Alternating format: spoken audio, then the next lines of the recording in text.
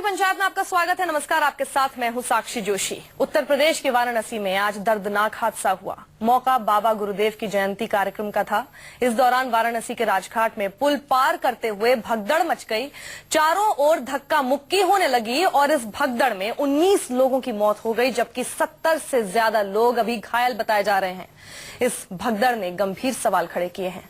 बताया जा रहा है कि प्रशासन ने केवल 3000 लोगों के इकट्ठा होने की ही अनुमति दी थी, लेकिन इस कार्यक्रम में करीब 90,000 लोग पहुंच गए। 5 की पंचायत में आज हम इसी मुद्दे को उठा रहे हैं कि आखिर भगदड़ में मौत का जिम्मेदार कौन है। आपको अपने पैनल से मिलवाने से पहले सुनाते हैं कि आईजी और राजनीतिक दलों का आखिर क्या कहना है इस पर।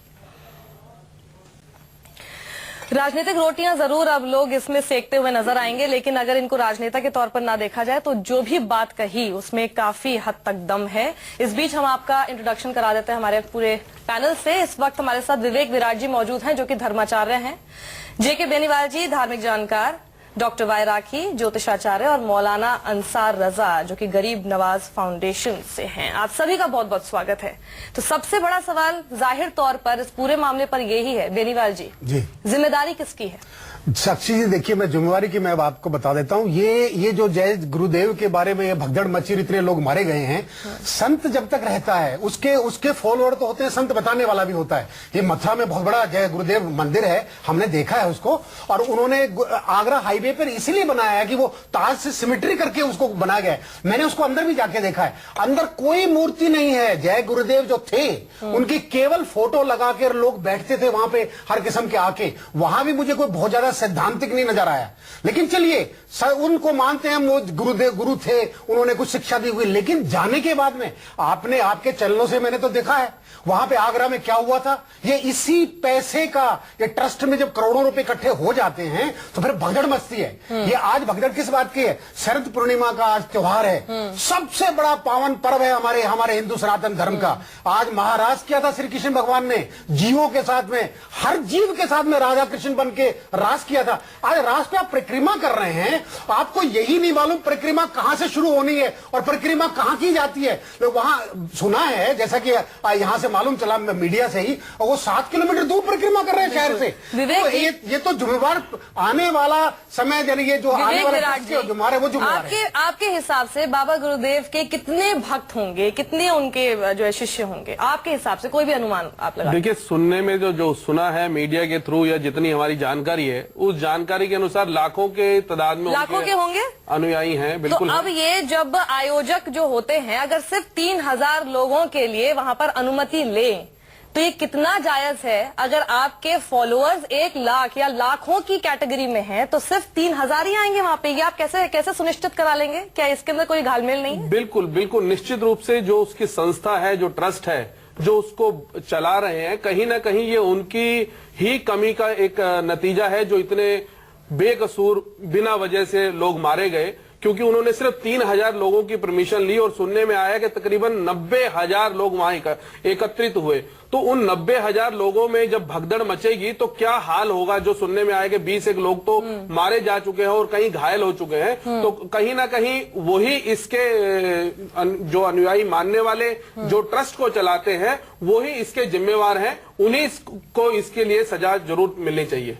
ये पहली बार तो ऐसा कुछ हो नहीं रहा डॉक्टर वाई राखी। ऐसे तो कितने भगदड़ के, अभी अगर मैं इंटरनेट से निकालूं, 2014, 2013, 12 और 2016 में भी हो चुका है। इस तरह की भगदड़ के केस हमेशा आते हैं। हमारा ना ही प्रशासन कभी सीखता है, किसी भी राज्य का हो, ना ही हमारे ये धर्म गुरु, सो कॉल्ड धर्म गुरु और उनके जो आयोजक होते हैं, ये सीखते हैं। आपके हिसाब से इन सभी जो 19 लोगों की मौत हो गई है, और दुखद ये है कि ये आंकड़ा बढ़ भी सकता है क्योंकि घायलों की संख्या बहुत ज्यादा है जो कि सीरियस हैं। इनकी मौत के जिम्मेदार कौन है? साक्षी, पहले तो जिनकी भी मौत हुई है उनके लिए सीरियसली बहुत दुख है, लेकिन आप खुद सोचिए, क्या सच में इसमें जिन्होंने आयोजक हैं, जिन्होंने गुरु के लिए यहाँ पर एक सत्संग रखा, वही जिम्मेदार है या प्रशासन जिम्मेदार है? मेरा मानना यह है कि जो लोग खुद वहां गए वो खुद सबसे पहले इस बात के लिए जिम्मेदार है। देखिए, गुरु बिल्कुल दिशा दिखाने वाला होता है, लेकिन वहां 3000 लोगों की अगर एंट्री है तो किसी को जबरदस्ती तो नहीं बुलाया गया, किसी को इन्विटेशन कार्ड भी नहीं दिए गए। अब अगर कोई गुरु के नाम पर आ रहा है तो ऐसा तो है नहीं कि 3000 को अंदर लेके बाकी को मना कर दिया जाएगा। तो खुद ये जो भोली भाली जनता है किसी चमत्कार के चक्कर में जो बाबाओं के पीछे पड़ी हुई है। मुझे लगता है प्रशासन और गुरुओं को समझाने की जगह पर यहाँ जनता को भी समझाने की जरूरत है कि आप अपने बीवी को, बच्चों को 2-2 साल के लेके बस चल देते हैं कि पता नहीं क्या चमत्कार हो जाएगा, यानी कि हम राजा से रंक बन जाएंगे। यहाँ खुद पब्लिक भी बहुत ज्यादा इस हद तक जिम्मेदार है, क्योंकि ना तो किसी को इन्विटेशन इस तरह से दिए जाते हैं, ना ही किसी को जबरदस्ती रोका जाता है। अभी हम यही डिबेट कर रहे होते, अगर 3000 की एंट्री करके बाकियों को बाहर रोक दिया जाता तो हम ये डिबेट कर रहे होते कि अपमान किया, ऐसा कैसे किया, गुरु के शरण में तो कोई भी आ सकता है। मतलब चिट भी मेरी पट भी मेरी। यहाँ पर संस्थानी खुद पब्लिक जिम्मेदार है। अंसार आजाद साहब, आप सबकी बातें आपने सुनी। डॉक्टर वाहिद राकी ने खुद कहा कि समझाने की जरूरत है, लोगों को समझाने की जरूरत है। ये समझाने के लिए कौन आएगा?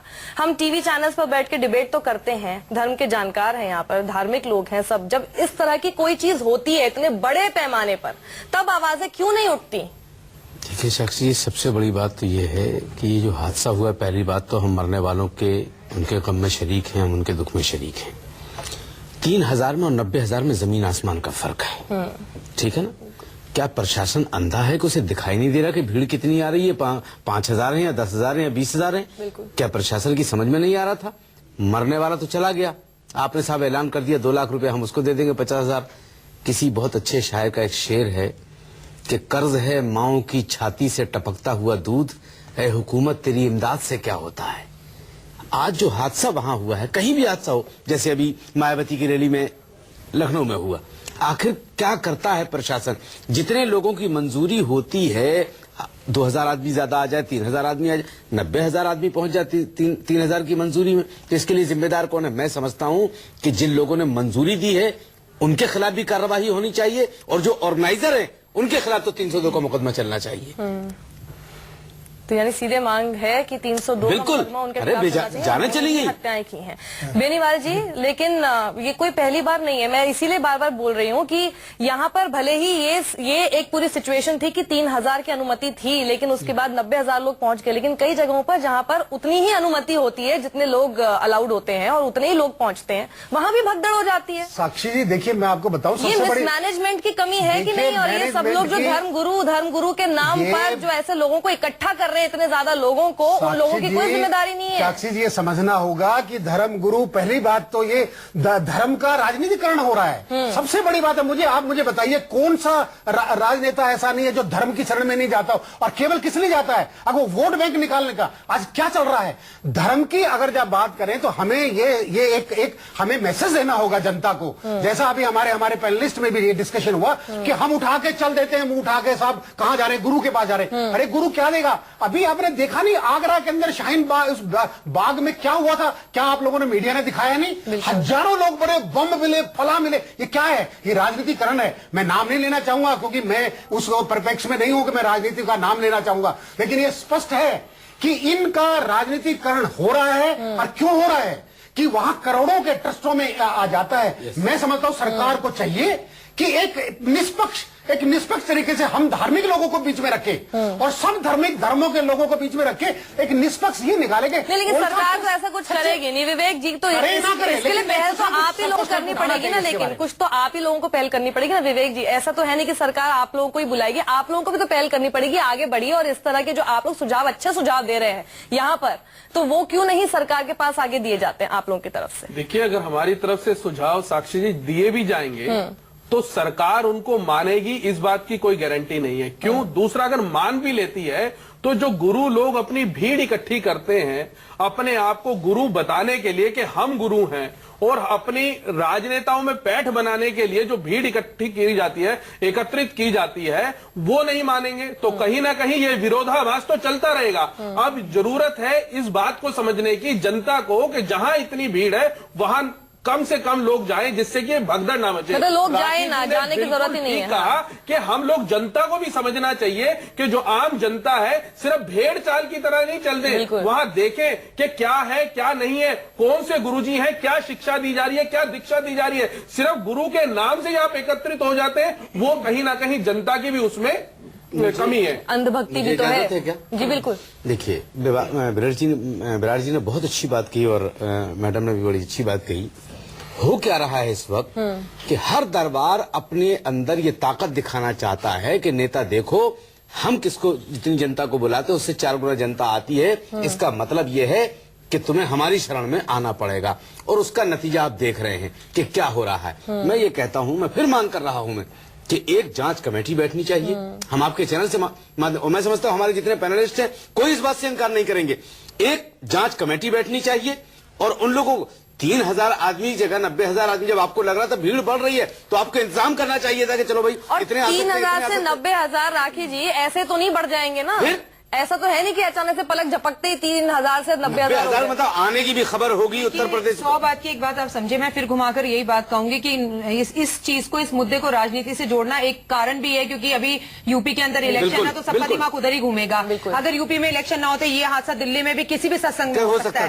कारण पता है क्या है, आप ये बात समझने की कोशिश कीजिए कि ये जो गुरु हैं ये आज कहीं ना कहीं वोट बैंक बन गए हैं, कहीं ना कहीं धन का एक कुबेर का घर बन गए हैं, लेकिन आम जनता को भी, जो गरीब जनता है, जो भोली जनता है, वहां जाके कुछ तो जरूर मिल रहा है। वरना इतने भी लोग पागल नहीं है। 4 पार्टीज खड़ी होती है, एक ही पार्टी क्यों नहीं जीत जाती? 4 पार्टीज को ही वोट मिलते हैं, 1-2 नंबरों से कोई नेता हार जीत जाता है। तो जनता अपना दिमाग भी बहुत लगाती है। और आज हम गूगल और ट्विटर पर बैठे हैं, आज ऐसे ऐसे बच्चों को ट्विटर आता है कि आप सोच नहीं सकते, जिसने स्कूल की शक्ल ना देखी हो। तो जनता अगर वहां तक पहुंच रही है तो उस गुरु में कोई शक्ति जरूर होगी, गुरु से कुछ मिल रहा होगा। बिना मतलब के आज दुनिया में कोई किसी को मार्केटिंग भी तो होती है ना। मार्केटिंग बहुत स्ट्रांग है ना। मार्केटिंग में होने शक्ति के नहीं है, ये मार्केटिंग ज्यादा स्ट्रांग है। और अगर वो वहां तक पहुंचे या गुरु बने हैं या लाखों फॉलोवर हैं तो उन्होंने किसी का तो कुछ ना कुछ कष्ट काटा ही देखिए, हम होगा। लोग अभी तस्वीर भी दिखा रहे हैं, ये अभी आप देख सकते हैं, वही वो तस्वीर है जहां पर वो जो पुल जो दिखाया जा रहा है वहीं पर हुआ है ये हादसा। अब आप एक बात बताइए, शहर से 7 किलोमीटर दूर कोई सेंस बनती है इसकी?